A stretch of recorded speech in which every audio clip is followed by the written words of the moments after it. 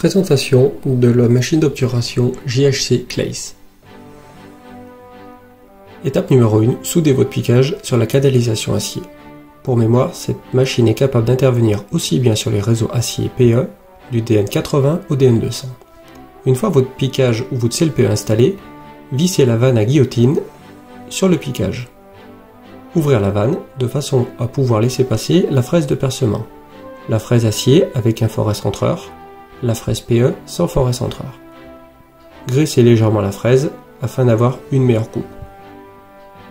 La machine de percement est ainsi installée avec la fraise et le forêt centreur sur la vanne à guillotine. Serrez l'ensemble en veillant à bien centrer la bride de la vanne à guillotine avec la bride de la machine de percement. Enclenchez ensuite la barre porte-fraise avec la machine de percement.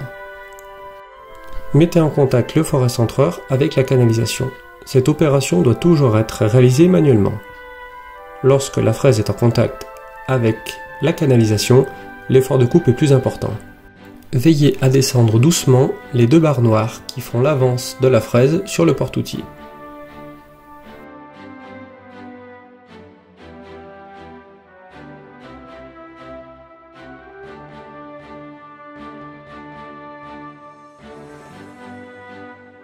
Une fois le percement effectué, la clé devient libre. Remontez ensuite la fraise dans le porte-outil, puis remontez la barre de percement. Refermez la vanne à guillotine et démontez l'ensemble.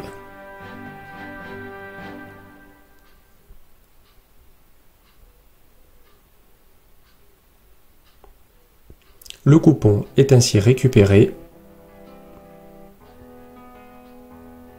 Démontez-le grâce à la clé en l'extrayant avec le forêt centreur.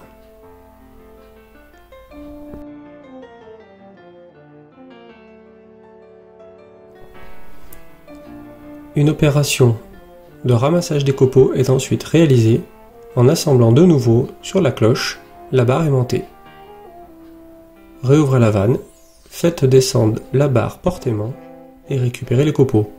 Cette opération doit en règle générale être réalisée 2 fois. Refermez la vanne, redémontez l'ensemble.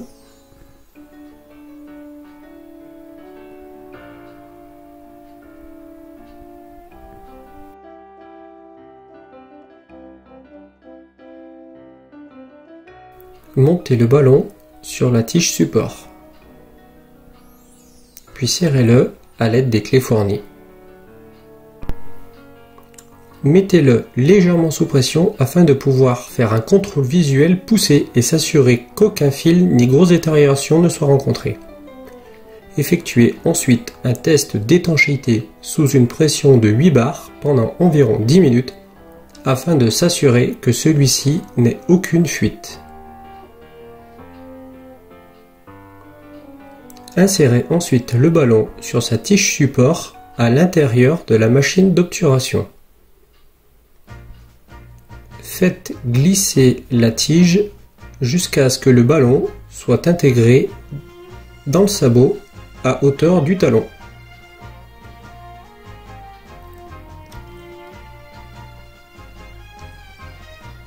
Vous pouvez donc visser l'ensemble tige et machine d'obturation. Une fois cette opération réalisée, à l'aide de la crémaillère, remontez la tige support avec la chaussette à l'intérieur de la machine.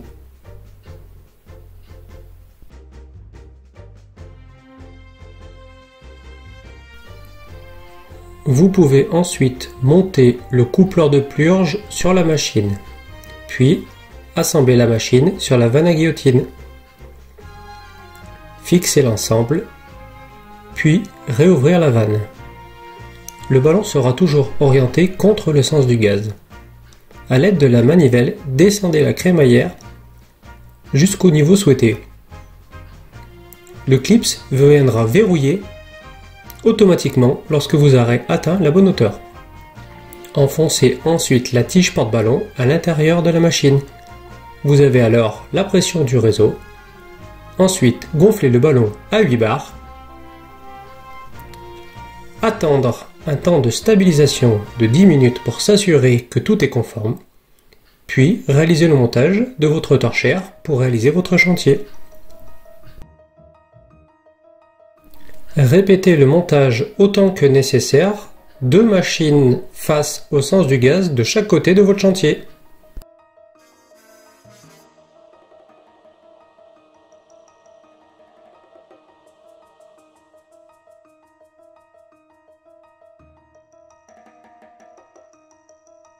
Pour les opérations de démontage, décomprimez les obturateurs, puis remontez la tige à l'intérieur de la machine.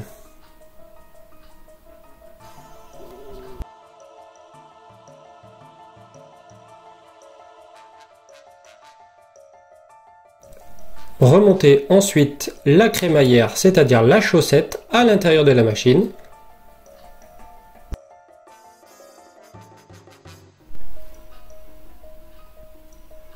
Refermez votre vanne. Descendez la tige à l'intérieur de la machine. Démontez le coupleur de purge. Vous pouvez ainsi enlever la tige porte-ballon et démonter une dernière fois la machine.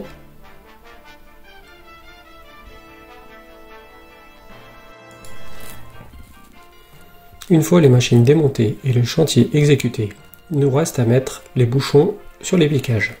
Pour cela, utilisez la barre porte-bouchon, positionnez le bouchon laiton sur celle-ci, puis sur la cloche.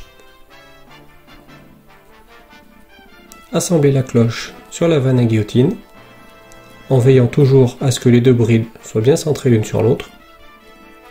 Fixez le tout, puis ouvrez la vanne. Descendez le bouchon à l'intérieur du piquage et serrez-le. Après vous êtes assuré que celui-ci soit bien étanche, vous pouvez démonter la machine.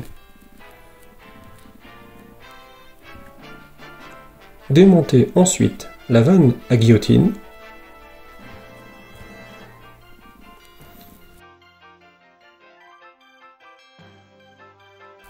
Et après une vérification plus en profondeur de l'étanchéité du bouchon laiton, vous pouvez positionner le bouchon supérieur sur le piquage. Le chantier est ainsi terminé.